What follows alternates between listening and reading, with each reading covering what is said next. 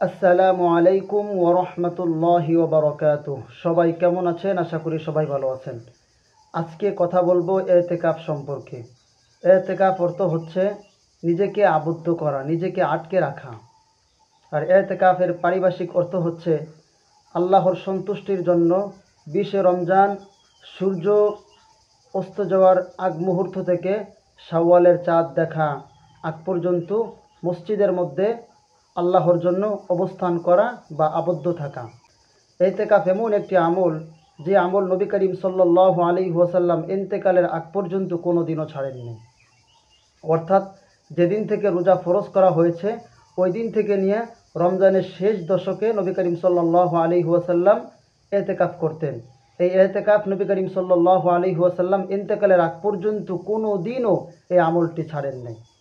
এমনকি নবী করিম সাল্লাল্লাহু আলাইহি ওয়াসাল্লাম যে বছর ইন্তেকাল করলেন ওই বছর নবী করিম সাল্লাল্লাহু আলাইহি ওয়াসাল্লাম 20 দিন অর্থাৎ 11 থেকে নিয়ে একেবারে 30 রমজান পর্যন্ত অর্থাৎ 20 দিন নবী করিম সাল্লাল্লাহু আলাইহি ওয়াসাল্লাম ইতিকাফ করেছেন।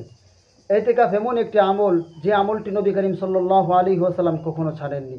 আর এখন যদি এমন হয়ে যায় যে আমলটি নবীজি কোনো দিন ছাড়েন নাই, ওই আমলটি যদি আমি আপনি কোনো দিনও না করি, তাহলে বাকি হিসাব আপনার কাছে আমি ছেড়ে দিলাম। যে ইতিকাফের 5টি ফজিলত রয়েছে। ইতিকাফের 5টি ফজিলত রয়েছে। ইতিকাফের 1 নম্বর ফজিলত হলো, যারা ইতিকাফে বসবে তাদের জন্য আল্লাহ তাআলা জাহান্নামটা 3 খন্দক পর্যন্ত তাদের থেকে সরাই দিবেন। অর্থাৎ যারা ইতিকাফে বসবেন তাদের থেকে জাহান্নামটা 3 খন্দক পর্যন্ত সরাই দিবেন, 3 খন্দক দূরে সরাই দিবেন। সাহাবীরা জিজ্ঞাসা করলো, ইয়া রাসূলুল্লাহ সাল্লাল্লাহু আলাইহি ওয়াসাল্লাম, 3 খন্দক কতটুকু পর্যন্ত হবে? নবী করিম সাল্লাল্লাহু আলাইহি ওয়াসাল্লাম বললেন, আসমান থেকে জমিন পর্যন্ত এই যে খালি জায়গা, এই যে যতটুকু দূরত্ব, 1 খন্দক এতটুকু দূরত্ব। সুবহানাল্লাহ।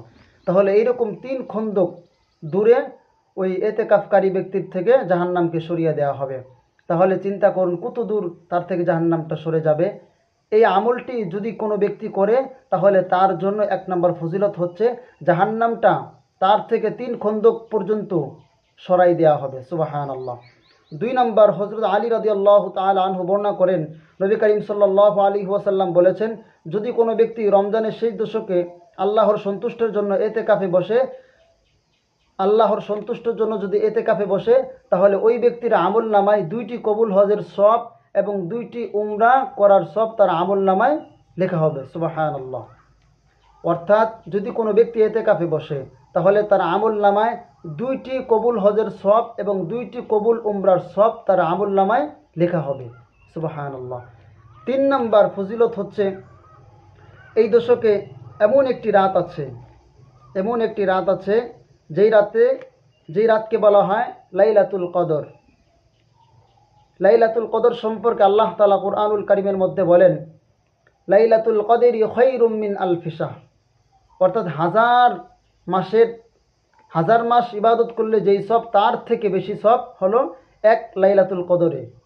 কোনো ব্যক্তির যদি লাইলাতুল কদর হয়ে যায়, 1000 মাসের চাইতেও 1000 মাস ইবাদত করলে যেই সব হইতো তার থেকেও বেশি সব হয় লাইলাতুল কদরে। লাইলাতুল কদর যদি কোনো ব্যক্তি যদি লাইলাতুল কদর পায়, সাহাবীরা বলল, ইয়া রাসূলুল্লাহ সাল্লাল্লাহু আলাইহি ওয়াসাল্লাম, এই লাইলাতুল কদর কেমনে পাবো? নবী করিম সাল্লাল্লাহু আলাইহি ওয়াসাল্লাম বলেন, আমি লাইলাতুল কদর পাওয়ার জন্য, সুবহানাল্লাহ, আমি লাইলাতুল কদর পাওয়ার জন্য আমি রমজানের শেষ দশকে আমি ইতিকাফে বসি। অর্থাৎ লাইলাতুল কদর তারাই পাবে যারা শেষ দশকে ইতিকাফে বসবে। ইতিকাফে বসলে লাইলাতুল কদর ছুটে যাওয়ার কোনো সম্ভাবনা নেই। তো লাইলাতুল কদর ওই ব্যক্তি পাবে যারা রমজানের শেষ দশকে ইতিকাফে বসবে। যারা ইতিকাফে বসবে তারা লাইলাতুল কদর তাদের থেকে ছুটবে না, ছুটার কোনো সম্ভাবনা নাই। এরপরে 4 নাম্বার, যদি কোনো ব্যক্তি ইতিকাফে বসে নেক আমলের অংশ পাবে।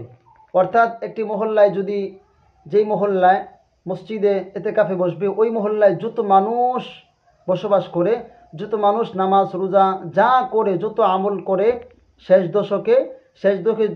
দশকে যত আমল করবে তার একটা পার্সেন্টেজ বা অংশ যে ওই মহল্লার মধ্যে বসছে, ওই মসজিদে যে ব্যক্তি বসবে, সবার আমলনামা থেকে, সবার আমল থেকে একটি অংশ ওই ব্যক্তি পাবে।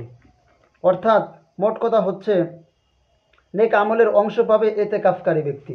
অর্থাৎ ওই মহল্লা যত মানুষ নেক আমল করবে তার থেকে একটা অংশ এতেকাফকারী ব্যক্তি পাবে। এই ব্যক্তি এতেকাফে বসার কারণে এলাকার সমস্ত মানুষ এতেকাফ না বসলে যে গুনাহ হইতো ওই গুনাহ থেকে বেঁচে যায়, গুনাহ থেকে বেঁচে যায়। একজন যদি মহল্লার মধ্যে বসে তাহলে সবার পক্ষ থেকে আদায় হয়ে যায়, আর যদি কোনো ব্যক্তি না বসে তাহলে পুরা মহল্লার মানুষ গুনাহগার হয়। এরপরে 5 নম্বর, এতেকাফকারী ব্যক্তি যদি তওবা করে তার তওবা মহান রব্বুল আলামিন সঙ্গে সঙ্গে কবুল করেন। সুবহানাল্লাহ। অর্থাৎ এতেকাফকারী ব্যক্তি তওবা করলে আল্লাহ তাআলা তার তওবা কবুল করেন। আরেকটা আছে, এতেকাফকারী ব্যক্তি যদি আল্লাহর কাছে দোয়া করে, দোয়া করার সাথে সাথে আল্লাহ তাআলা তার দোয়া কবুল করেন। সুবহানাল্লাহ।